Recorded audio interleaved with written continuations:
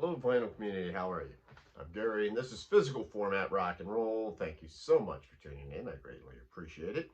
So I just wanted to do three really quick reviews or my opinions on three records that I've had them for a little while. I just haven't really talked much about them, and these are not going to be in-depth reviews at all, but just really quick ones. So first off, the first one I'd like to talk about is the Zealot Gene, or Zealot Gene, I guess, by Jethro Tull. There's the track listing. So this is the latest offering from Ian Anderson and his current version of Jethro Tull.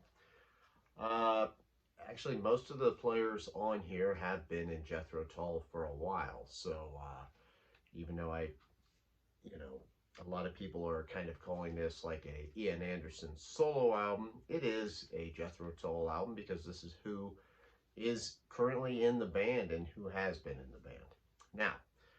Now, my opinion on this is a little mixed because I will say it does have some good songs lyrically, very well written, as you might expect from Ian Anderson.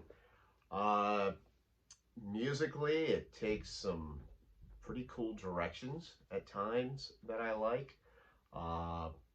It's not as adventurous as earlier Jethro Tull albums.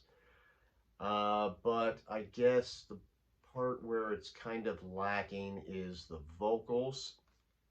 Now, if you've been following Jethro Tull, you might be aware that Ian Anderson's vocals are quite a bit weaker than what they used to be, but it is very apparent on this new one where his vocals are currently.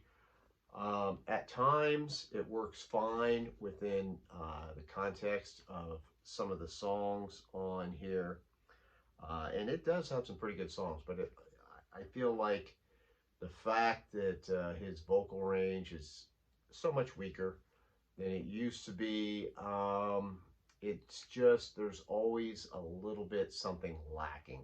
You'll get into some of the songs and it's like, gosh, I just wish there was a little bit more of Ian Anderson in here.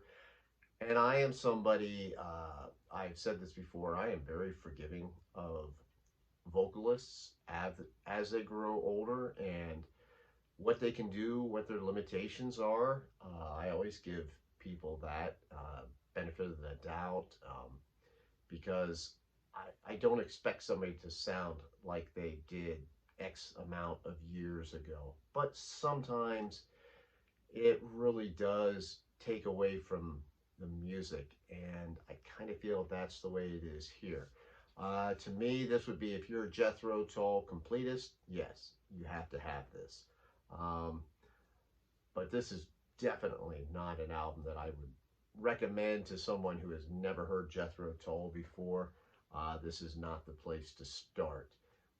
Interesting album. It just lacks a little bit of firepower because of the vocal range that's on here.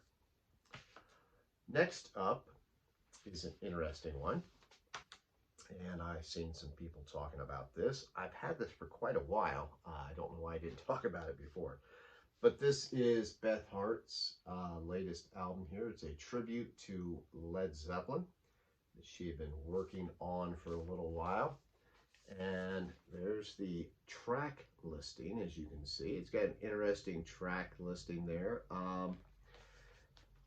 It's a gatefold. This is a double album, and it has the members of the band and whatnot on here.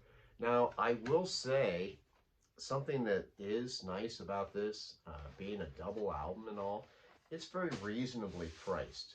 And cheers to Beth Hart and the record company for doing that. It's also in poly-lined vinyl sleeves. It's got a custom label on here. It's your basic black, which is awesome. Sounds great. Great sounding record.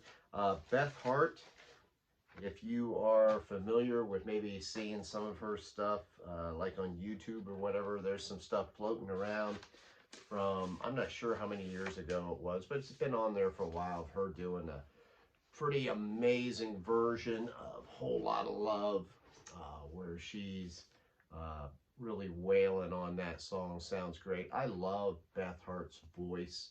Uh, so this was nothing, not a big stretch for me to pick up Beth Hart doing a tribute to probably my favorite band.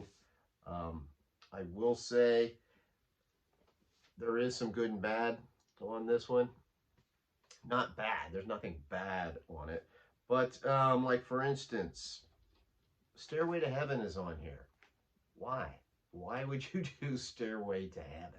I don't know. I mean, not that I don't love that song, but it seems like that would be the one you would leave out of here.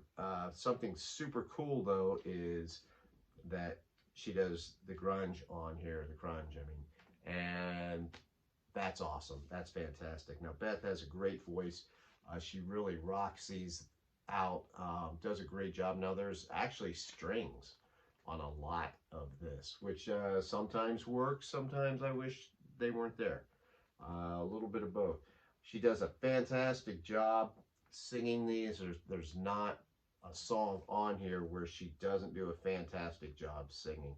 I really love, she does on side D, she does No Quarter, and then it goes right into Babe, I'm Going to Leave You, and then goes back into No Quarter. And that's really cool how she does that. Does Hold a Lot of Love, does Cashmere on here.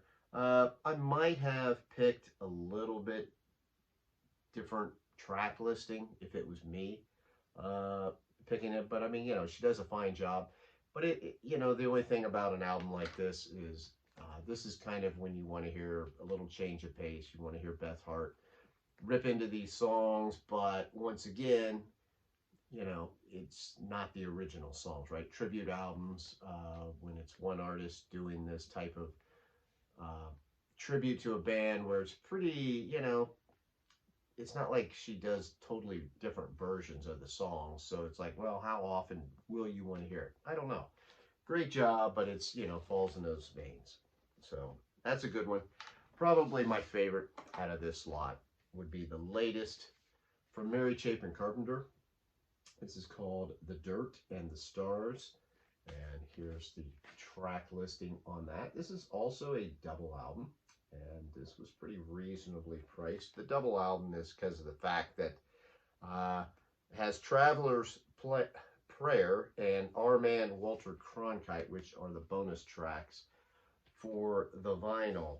It's kind of an interesting looking vinyl. As far as that goes, it's one of these clear jobs. Sounds great. Terrific sounding album. This is just wonderful. This is a wonderful album.